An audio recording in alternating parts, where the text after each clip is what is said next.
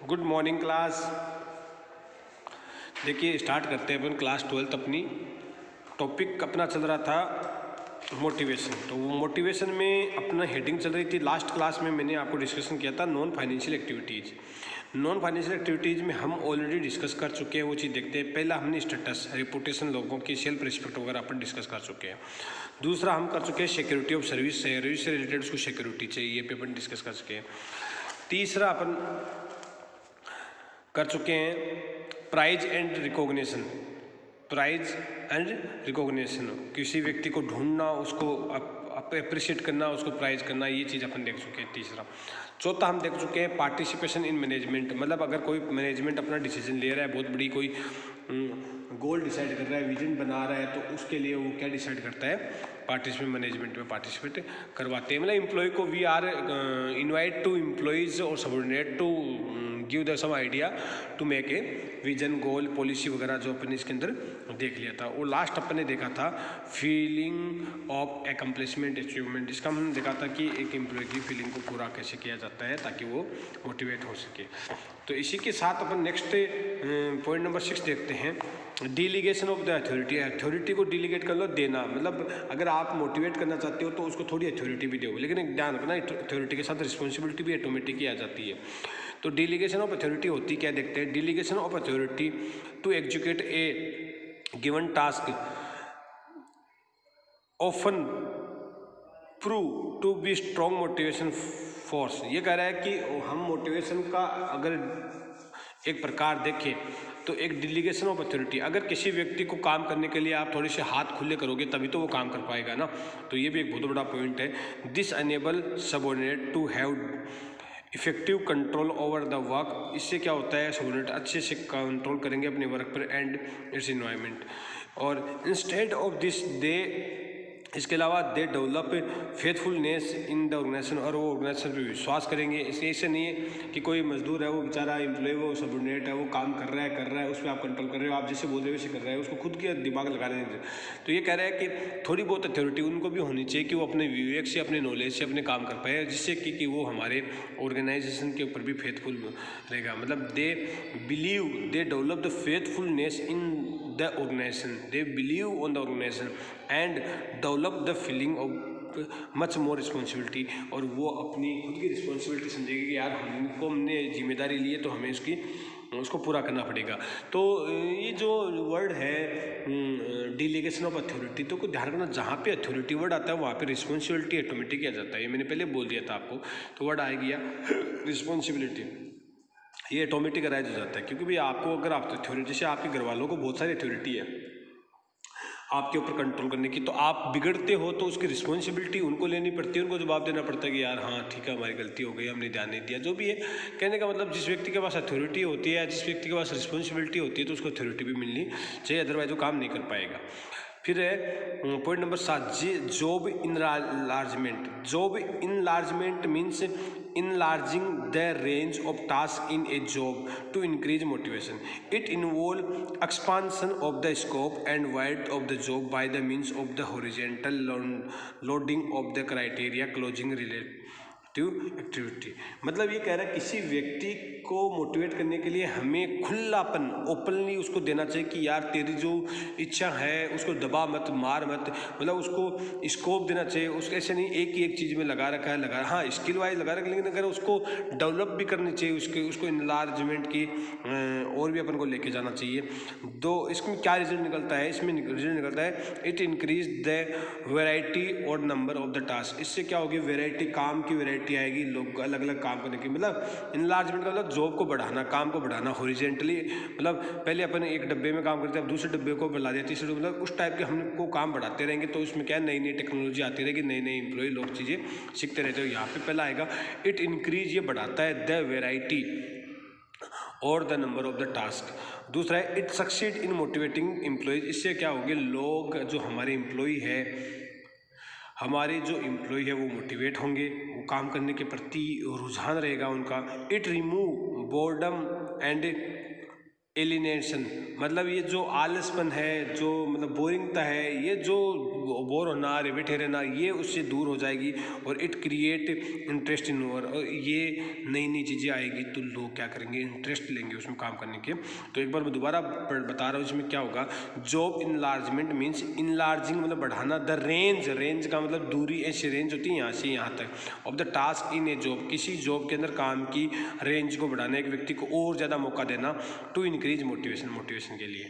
और it involve, ये involve करता है एक्सपांशन बढ़ाना, ऑफ द स्कोप मतलब क्षेत्र, एंड वाइड मतलब चौड़ाई, of the job by means of horizontal loading of criteria closing relating activity. तो जो रिलेटिव एक्टिविटी चल रही है उसकी जस्ट क्लोज एक्टिविटी, ऐसे नहीं कि भाई आप दूसरा काम दे देते हो ना, मतलब उसको कुछ नया करने के लिए अपन मौका देते हैं, किसको, एम्प्लॉय को। फिर आते हैं इसके अंदर अपन job rotation and alteration. Job rotation का मतलब जॉब को रोटेशन करना, अल्ट्रेशन करना, नई नई चीज़ के अंदर उसको बैठाना। ऐसे नहीं एक ये काम में दे दिया है तो वो कहे, उसकी इच्छा है कि यार ये काम मेरे को देते हैं, मेरे को ये काम भी आता है, मुझे ये भी करना है, कभी कभी हो जाता है ऐसे। तो in this techniques employ are provided an opportunity, इस केस में एम्प्लॉय को अपॉर्चुनिटी मिलती है, दी जाती है, टू परफॉर्म डिफरेंट जॉब, अलग जॉब पे परफॉर्म करने के लिए, और functions by rotation on a temporary basis, temporary basis rotate करके, मतलब कुछ समय के लिए टेम्परेरी बेसिस पे हम उनको दूसरे काम में लगाएंगे ताकि पता लग जाए। और the purpose of the job rotation is to broaden the scope of the job and increase the knowledge and skill of the employee about the job। इससे क्या होगा, हमें जॉब पे अलग अलग टाइप के स्किल पर्सन मिल जाएंगे, उनकी जो योग्यता है, उनकी इफेक्टिवनेस है किसी एम्प्लॉय की, किसी काम में है ज़्यादा, वो भी पता लग जाएगी। और this is a turn revenue renews people's interested and enthusiasm और relieves employees from the boredom and monotony and improve their motivational level. तो उनका मोटिवेशन बना रहेगा, वो काम करते रहेंगे, उनको लगेगा कि हमारे जो सुपीरियर है वो हमारे सुनते हैं, वो हमें अलग अलग काम लगा जॉब के बारे में एक्सपीरियंस देने की कोशिश करते हैं। तो इस टाइप का हमको इसके अंदर देखना है। उसके बाद वो चलते हैं लीडरशिप एंड सुपरविजन। लीडरशिप और सुपरविजन में क्या है कि कुछ हमें उनको, जैसे अभी आया था delegation of authority, same it play a great role in the motivation of the employ. autocratic, democratic and free reign style or leadership have their own implication for employee motivation, moral and productivity। तो leadership और supervision बहुत ही most important है, मतलब जो manager है उसका leadership quality बहुत अच्छी होनी चाहिए, ये भी बहुत ज़्यादा इंपॉर्टेंट पॉइंट है, उन सब में होनी चाहिए जो मोटिवेट करना है।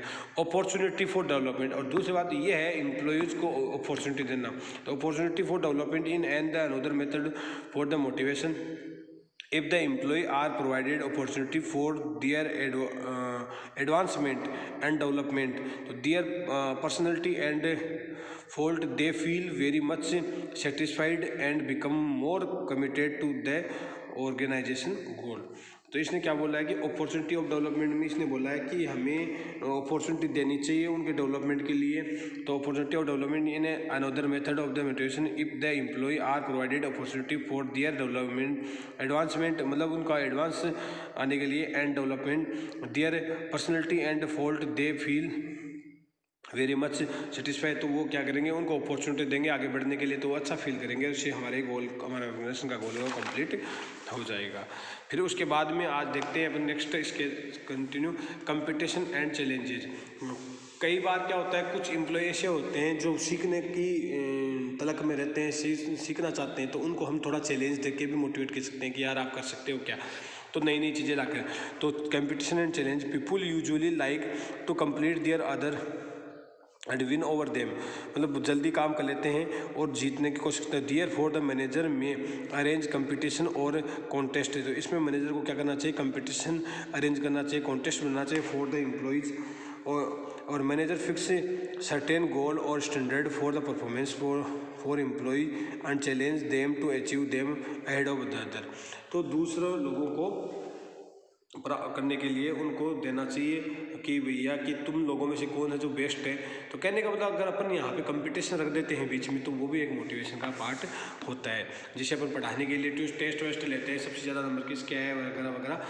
Job enrichment, this technique of the motivation is related to making the job challenging and meaningful. It build into job a It built into job a higher sense of challenge, responsibility and achievement to increase their motivation potential. ये तो ये बोल रहा है कि अब आप खुद के जॉब के अंदर थोड़ी हार्ड चार्ट डाल दो ताकि उन लोगों को कहो कि ये कितनी दूरी तक कितना वो अपने स्किल से काम कर सकते हैं। तो ये तो कोई इसी का कुछ पार्ट है। अब धीरे धीरे क्या हो गया, मेन पॉइंट तो हो गए, अब छोटे छोटे पॉइंट है। Health, environment and sound work climate. ये कहने का मतलब जैसे बहुत ज़्यादा गर्म जगह है तो वहाँ पे एसी लगा दो, बहुत ज़्यादा ठंडी जगह तो वहाँ पे हीटर लगा दो ताकि एम्प्लॉयज़ को दिक्कत ना हो काम करने के लिए, वर्कर्स को काम करने की दिक्कत नहीं हो। It refer to the physical environment of the work place. It include the factory layout, आ गया ना, फैक्ट्री लेआउट कैसा होना चाहिए, सराउंडिंगनेस है, फैसिलिटी सच एज टॉयलेट है, canteen et cetera should be properly planned and maintained in order to motivate employee. भैया एक बात बताओ, जैसे फैसिलिटी होगी फैक्ट्री के अंदर, टॉयलेट की फैसिलिटी है, कैंटीन की फैसिलिटी है, बच्चों के लिए एंटरटेनमेंट की फैसिलिटी है, या मान लो कि फैक्ट्री में काम करें तो फर्स्ट एड बॉक्स होना चाहिए, या कह सकते हैं एक छोटा डॉक्टर बैठा हुआ होना चाहिए। मान लो किसी का हाथ कट जाए, उंगली के लग जाए तो हाथों हाथ वो क्या कर सकता है, इमीडिएट लेवल पे अपना ट्रीटमेंट करवा सकता है। तो इस टाइप की फैसिलिटी आपके इन्वायरमेंट को बताती है। फैक्ट्री का लेआउट ऐसा होना चाहिए जिसमें न तो ज़्यादा गर्मी लगे न ज़्यादा सर्दी लगे, इस टाइप के। फिर कुछ पॉइंट और मैंने लिखे थे, जॉब सेटिस्फेक्शन, तो सभी पॉइंटों में आ गया। जॉब सेटिस्फेक्शन का मतलब हो गया कि व्यक्ति जॉब से सेटिस्फाई होना चाहिए। तो पहला पॉइंट भी था quality of working life. Working life की क्वालिटी कब आएगी, जब हेल्थ इन्वायरमेंट होगा। तो ये पॉइंट इसके अंदर लागू हो जाएगा कि भाई एक व्यक्ति का टाइम पंक्चुअल होता है, ड्रेसिंग कोड होता है, और विदाउट मतलब जो काम दिया गया है वही करवाते हैं, ऐसा नहीं कि हर कोई काम दे दिया, उसको क्वालिटी होनी चाहिए। तो वो है एक हेल्थ चेक करने वाला भी होना चाहिए, इस लेवल पे आप काम कर सकते हो नहीं कर सकते हो। और कोग्निजियल सोशल इन्वायरमेंटल, कोग्निजियल का मतलब होता है आपस के अंदर भाईचारे से ऐसा व्यवहार होना चाहिए, किसी नहीं कि भाई उनको हम दौड़ा रहे हैं वगैरह वगैरह और सुपीरियर परेशान कर रहे हैं, ऐसा व्यवहार नहीं होना